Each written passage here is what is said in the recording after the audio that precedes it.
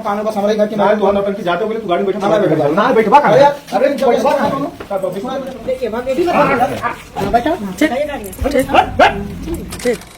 बन गया खाना। तुम लोग यहाँ क्या करने आए हो? हम बूढ़ा माई से बात कर रहे हैं क्या बात करें? कि में सुतरते बाकी को महाकाल आप लोग कहाँ थे? हमारे ब्लॉग में आप लोग बने रहना। हमारे जितने दोस्त हैं हमारा ब्लॉग जरूर देखना आप लोग।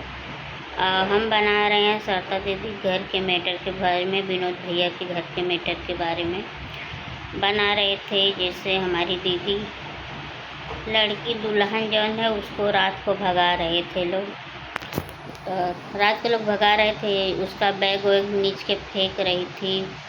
तब उसके बाद दादी बोली कि नहीं वो हमारे रूम में रहेगी, हमारे साथ रहेगी। दादी बोली कि वो कहाँ इतनी रात को जाएगी 10 बजे। तो ये बात सही है कि रात के लड़की जाते वो कहाँ जाएगी। हमारी दीदी नहीं मान रही थी, बोले थे कि नहीं वो नहीं रहेगी, वो ज़रूर जाएगी। तो हम यही बोलेंगे दीदी प्लीज़ जाने दो, रात भर की बात है, रात भर उसको रुक जाने दो। उसके बाद कजला की खुशी भाभी ने बोली कि एक दिन के बाद जब दादी बोल रही कि रहने दो तो क्यों नहीं रहने दी भाभी कि भैया बोले कि तू तो पलटी खा गई सलोनियों से। तो सलोनी बोली कि जैसे खुशी भाभी बोली कि नहीं हम पलटी, हाँ हम जेल वेल से नहीं डराते, हम पलटी नहीं खाए हैं, हमको सबको दया है, उसका भी दया है उसका भी दया है। तो हम यही बोलेंगे कि भैया लोग आप लोग कहाँ जहाँ पे रहना आप लोग अच्छे से रहना।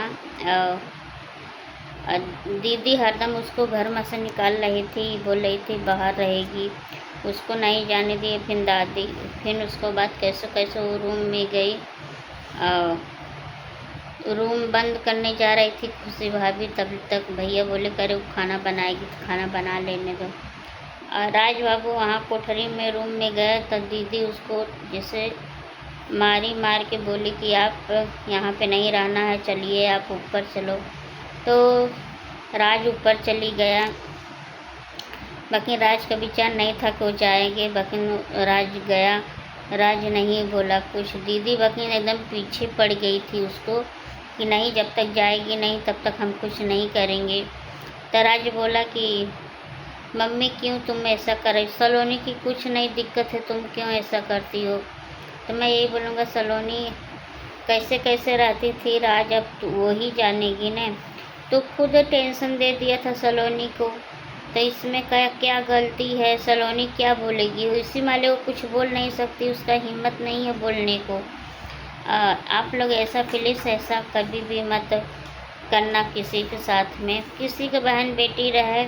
हम यही सोचते हैं कि सबका सम्मान एक तरीका करना। और हमारी दादी उसके लिए बहुत भगवान बन गए, हम दादी के बहुत अच्छा बोलेंगे। दादी हमारी बहुत समझदार हैं। दादी हमारी जिसमें रसोई में खाना बनता था उसी में दुल्हन बैठती थी। विनोद भैया दिखाएं बोल रहे हैं कि उसको बहुत तरीक़ा से उसको सजाए से रखा गया था, बाकी जिस रूम में वो सोती थी न पंखा था न कुछ था, खाली बेड था, उसी में सोती थी, उसमें खाना बनता था। बाकी फिर भी वो कुछ नहीं बोली दुल्हन कि नहीं हम ऐसा तकलीफ़ में हैं, नहीं कभी नहीं बोली। बाकी भैया बोल दिए, अब भैया बोलें कि आप लोग क्या चाहते हैं, कैसे चाहते हैं रखने के लिए। फिर दीदी झगड़ा कर दी, दादी बोली कि नहीं ऐसा नहीं हो सकता है। तब तक दीदी फ़ोन कर दी प्रधान को फ़ोन कर दी, प्रधान अपना आदमी भेजा 4 चक्का गाड़ी से। फिर उसके बाद भैया को हमारे ले जाने के बोल रहा था कि हम ले जाएंगे। भैया हमारे कोशिश किए भागने के लिए, लेकिन भाग नहीं पाए, सब पकड़ लिए हैं। हम यही बोलेंगे। तब यही पे दादी अपना आप से उठा ली, बोली हमारा बेटा जब तक आएगा नहीं तब तक हम दुल्हन को जाने नहीं देंगे।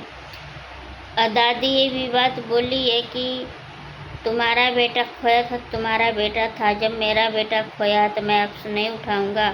तो ये बात सही है दादी, दर्द तो दोनों जने का, तुम्हारा बेटा तुमको दर्द है, उसके बेटे को उसको दर्द है, लेकिन अब क्या कर सकते हैं, आप ही बताइए। तो हम यही बोलेंगे, आप लोग प्यारे प्यारे से कमेंट करिए और सपोर्ट भी करिए।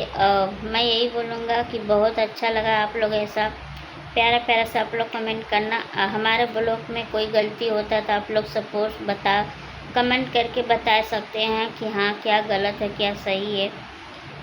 हमारे दीदी भैया बहुत अच्छे हैं, आप लोग गलत कमेंट कभी भी मत करना।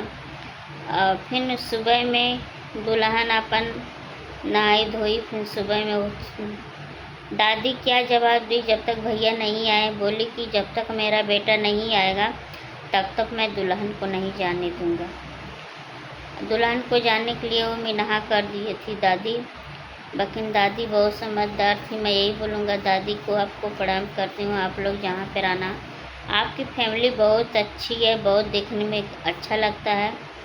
इसी पर से मेरा ब्लॉग देखते हो, हमारे ब्लॉग आगे तक आप लोग वीडियो देखना।